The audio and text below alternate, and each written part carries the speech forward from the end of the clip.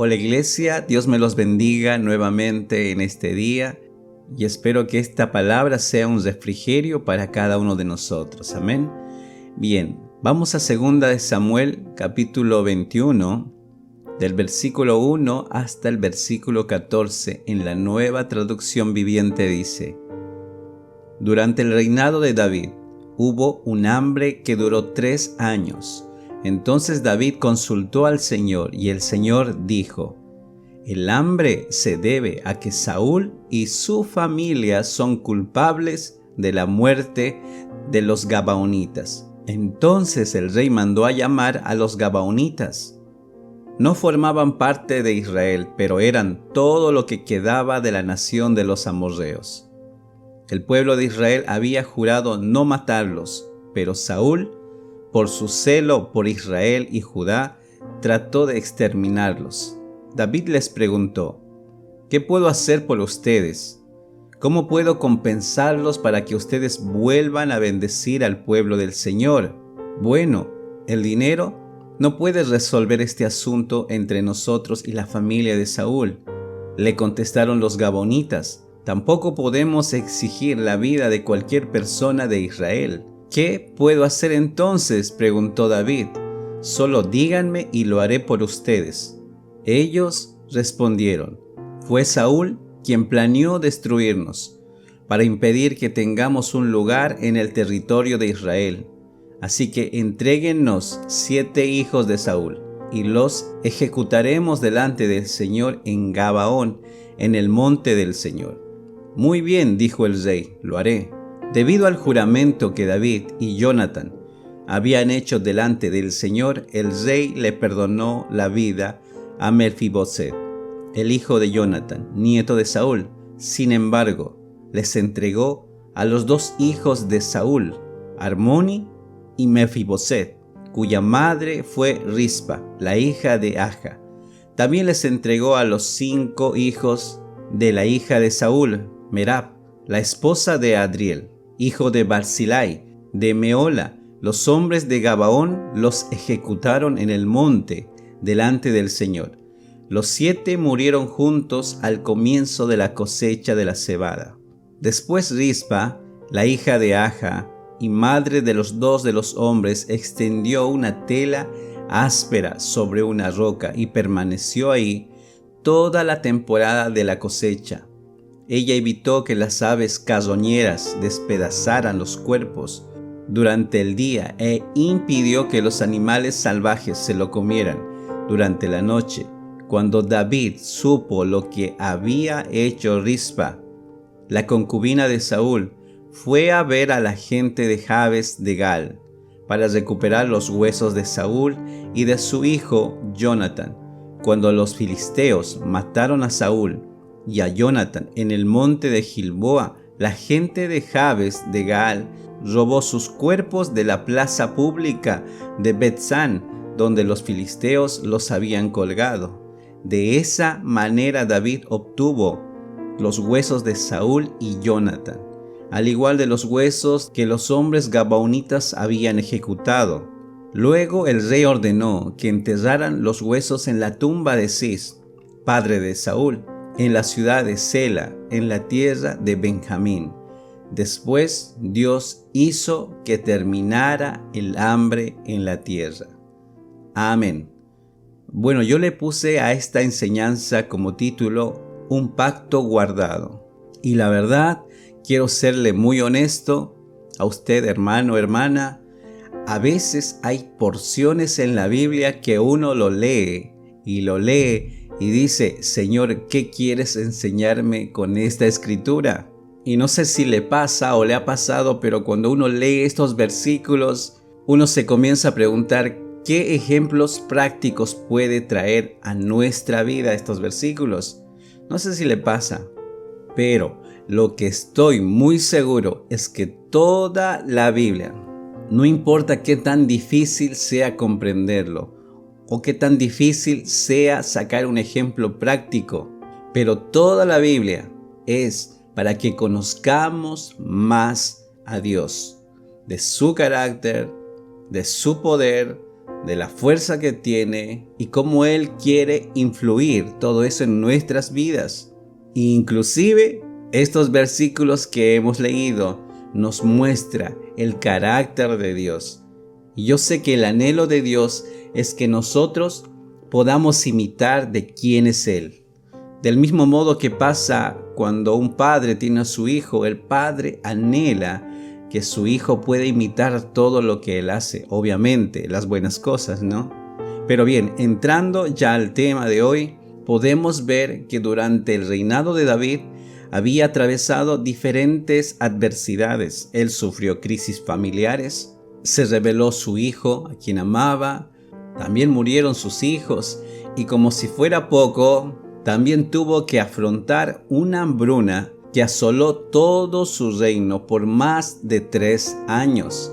Y esto causó que hubiera pérdidas en la cosecha, los ríos se secaran, los prados se volvieran desolados, que el ganado también comenzó a pasar hambre y esto causó que murieran y los árboles frutales estaban perdiendo sus frutos.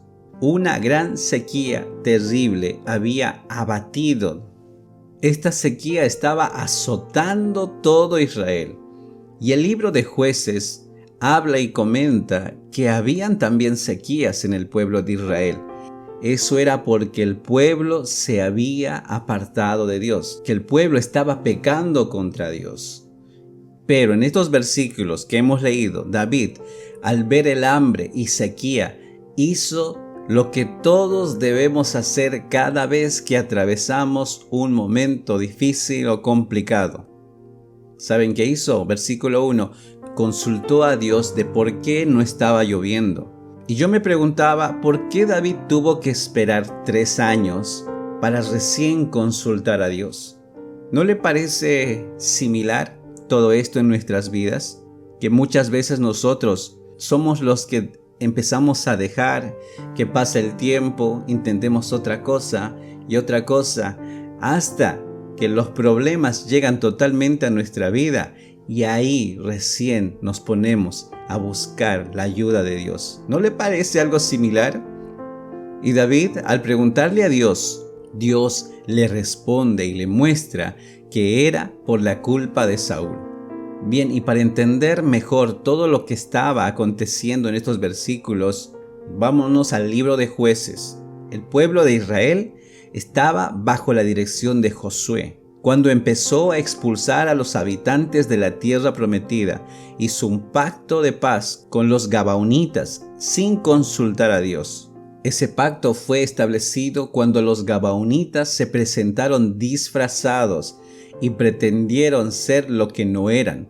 Ese pacto fue ratificado con juramento por los hombres de Israel y debía ser honrado perpetuamente. Saúl, con el afán de cumplir las órdenes de Dios, trató de eliminar a los paganos de la tierra prometida a fin de que Israel prosperara, pero en su celo cometió un grave pecado. Quebrantó el pacto que se había hecho hace 400 años atrás. Note esta cosa, Saúl, por dejarse llevar por el celo con David de perseguirlo y aniquilarlo, descuidó sus deberes principales. Vamos al versículo 1. El hambre se debe a que Saúl y su familia son culpables de la muerte de los gabaonitas. Ahora, lo que me llama la atención es que si Saúl ya estaba muerto, ¿por qué tienen que pagar la familia de Saúl por todo lo que él hizo?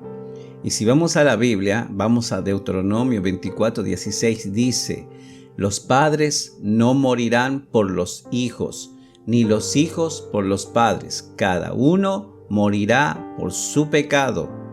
Pero lo que el versículo 1 habla es que Saúl y la familia, esto me lleva a pensar que parte de la familia de Saúl estaba todavía presente.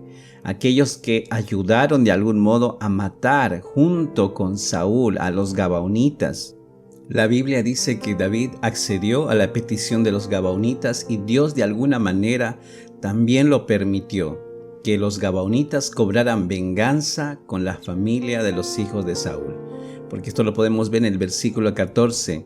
Después que pasó todo esto, Dios hizo que terminara el hambre en la tierra. Y me gustaría centrarme en esta enseñanza en el pacto que había entre Josué y los gabaonitas. Note una cosa muy importante: un pacto no se podía quebrantar. Era una ofensa muy grave quebrantar un pacto. Ahora, si hemos hecho un pacto con Dios, o hemos hecho votos, o nos hemos comprometido de alguna manera delante del Señor, no son para dejarlos a un lado. Lo que le hemos prometido a Dios nunca se debe tomar a la ligera. Se tiene que cumplir de alguna manera. Quizá los gabaonitas estaban clamando a Dios por todo lo que les había sucedido, y Dios de algún modo permitió que se haga justicia en sus vidas. Pero recuerde muy bien esto: Dios siempre está con los débiles, con los olvidados, quizá con los que han perdido muchas cosas. Tal vez los gabaonitas nadie daba un centavo por ellos, pero Dios nos muestra que Dios no se olvida de las promesas, de los pactos que hizo con aquellas personas. Este mundo siempre nos va a mostrar que está del lado de los fuertes, de los poderosos, del que tiene más, pero Dios nos muestra en su palabra que está de los más necesitados.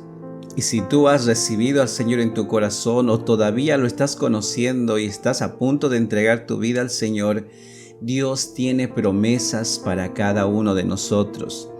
Su palabra dice que Él siempre estará con nosotros en cada momento, y Jesús nos muestra que no solamente vino a mostrar de quién es Él, sino que Jesús nos enseña que Dios sigue guardando las promesas que tiene con nosotros. Así como cuidó de los gabaonitas, así cuida de cada uno de nosotros.